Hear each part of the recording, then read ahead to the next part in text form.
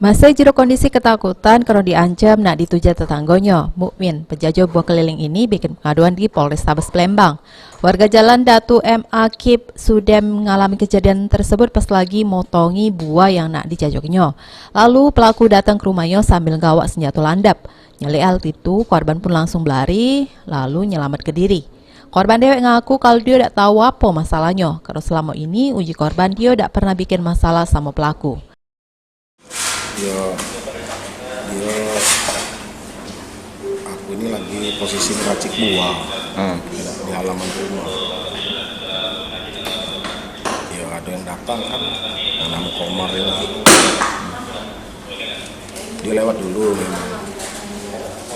Lewat, ada ibu siapa, datang lagi ke rumah.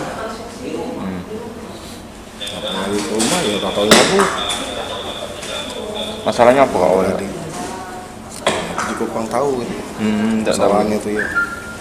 Sebelumnya ada kati masalah gitu sambil. Ya.